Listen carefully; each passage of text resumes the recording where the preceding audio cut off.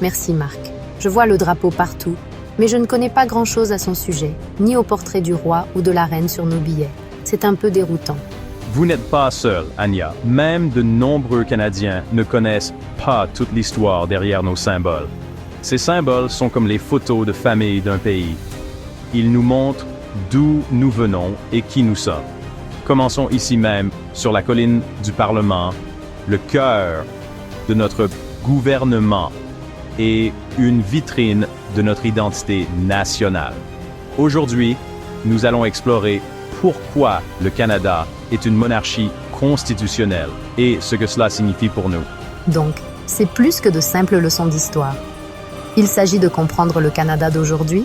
Exactement. Nous examinerons le rôle du souverain, du gouverneur général et des lieutenants-gouverneurs.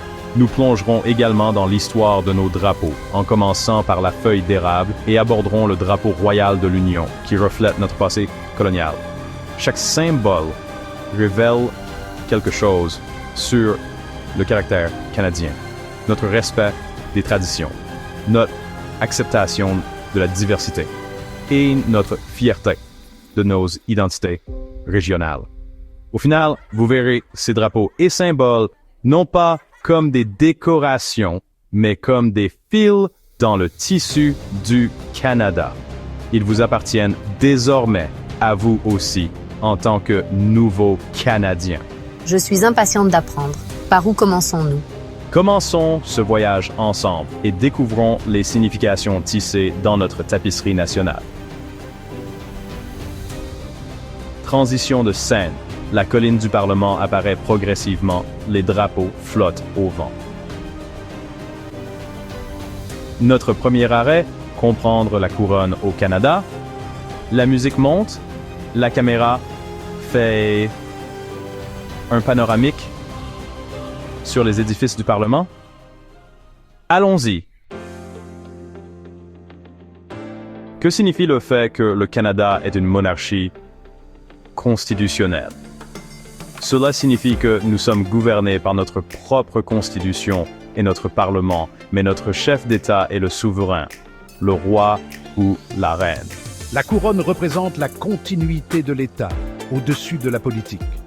C'est un symbole d'autorité qui reste constant, même lorsque les gouvernements changent. La séparation entre le chef de l'État et le Premier ministre garantit que le pouvoir n'est pas concentré en une seule personne et fournit un symbole non partisan pour tous les Canadiens. Vous voyez des rappels de la couronne tous les jours, sur les pièces de monnaie, dans les noms de biens de trucs et dans le terme terre de la couronne. La couronne canadienne est une institution distincte, est séparée du Royaume-Uni et ses fonctions ici sont exercées par des représentants. La couronne procure un sentiment de permanence et de tradition, ancrant notre société multiculturelle. C'est un héritage de stabilité que nous partageons tous. Si le souverain vit au Royaume-Uni, qui fait le travail ici? C'est le gouverneur général, la représentante du souverain au Canada, choisi par le premier ministre et nommé par le souverain. La gouverneure générale s'assure que nous avons toujours un premier ministre et un gouvernement qui bénéficient de la confiance de la Chambre et donne la sanction royale au projet de loi. Je suis également commandante en chef des Forces armées canadiennes, représente le Canada à l'étranger et accueille les dirigeants mondiaux. La gouverneure générale célèbre l'excellence, remettant des distinctions comme l'Ordre du Canada et parcourt le pays pour promouvoir l'unité. En honorant les réalisations et en favorisant une identité partagée, la gouverneure générale renforce notre nation. Donc, la gouverneure générale est le symbole vivant de la couronne au Canada. Exactement. Et les provinces? Le gouverneur général s'occupe-t-il aussi des choses là-bas? Non, chaque province a son propre lieutenant-gouverneur qui exerce les mêmes fonctions constitutionnelles et cérémonielles au niveau provincial.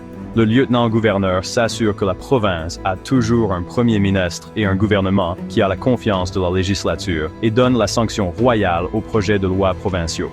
Ils accueillent également les membres de la famille royale, décernent des distinctions provinciales et agissent en tant que mécènes pour les organisations locales. Les territoires ont des commissaires qui représentent le gouvernement fédéral et non directement la couronne. Cette structure est une pierre angulaire du fédéralisme canadien, la couronne étant un symbole unificateur dans chaque province. Donc chaque province a son propre représentant de la couronne. Exactement. Maintenant, parlons de notre drapeau national, la feuille d'érable. C'est le symbole le plus reconnu du Canada. Était-ce toujours notre drapeau? Non. Pendant la plus grande partie de notre histoire, nous avons utilisé le drapeau de l'Union royale et le Red Ensign canadien. Mais à mesure que le Canada grandissait, nous avions besoin d'un drapeau unique. Le grand débat sur le drapeau canadien dans les années 1960 a mené à l'adoption de la feuille d'érable, conçue par George Stanley. Le centre blanc représente le nord enneigé, les barres rouges l'Atlantique et le Pacifique, et la feuille d'érable, un symbole utilisé depuis des siècles, représente l'unité. Le 15 février 1965, la feuille d'érable a été hissée pour la première fois. Maintenant, c'est un symbole de nos valeurs, la paix, la tolérance et la diversité. Lorsque les nouveaux Canadiens prêtent le serment de citoyenneté, ils reçoivent un petit drapeau, un accueil chaleureux dans la famille canadienne. Ça donne vraiment l'impression d'être un symbole pour tout le monde. C'est ça, le pouvoir de la feuille d'érable. Transition de scène. Drapeau flottant lors d'une cérémonie de citoyenneté. Regardons un autre drapeau important. Vous avez mentionné un autre drapeau, le drapeau royal de l'Union ou Union Jack. C'est exact. C'était le drapeau officiel du Canada jusqu'en 1965, symbolisant notre lien avec la Grande-Bretagne et nos fondations coloniales. Son design combine les drapeaux de l'Angleterre, de l'Écosse et de l'Irlande, représentant l'union de ces royaumes. Même après l'adoption de la feuille d'érable, le drapeau royal de l'Union reste un symbole officiel, hissé lors d'occasions spéciales pour honorer notre histoire. C'est un rappel que notre nouvelle identité se construit sur notre passé et ne l'efface pas. Vous le verrez lors de la journée du Commonwealth, de la journée Victoria et d'autres dates clés. C'est un clin d'œil délibéré à notre héritage et au cheminement d'une transformation respectueuse. Ainsi, les deux drapeaux racontent l'histoire du Canada, passée et présente. Nos symboles ne s'arrêtent pas à ces deux drapeaux. Chaque province et territoire a son propre drapeau, chacun racontant une histoire unique. Le fleur-de-lysée au Québec reflète l'héritage français. Le drapeau de Terre-Neuve et Labrador pointe vers un avenir brillant. Le drapeau de la Colombie-Britannique montre sa situation occidentale et ses racines britanniques. Ces drapeaux sont riches de symbolisme local, nature, histoire et culture. Le drapeau de la Saskatchewan, par exemple, présente du vert pour les forêts, de l'or pour les champs de céréales et le lys rouge de l'Ouest. Lors de vos voyages, remarquez ces drapeaux. Ils sont une belle expression de la diversité et de la fierté canadienne. Comprendre ces symboles fait partie du processus pour devenir Canadien. Ce sont les emblèmes de votre nouveau foyer, unis dans la diversité. Bienvenue au Canada.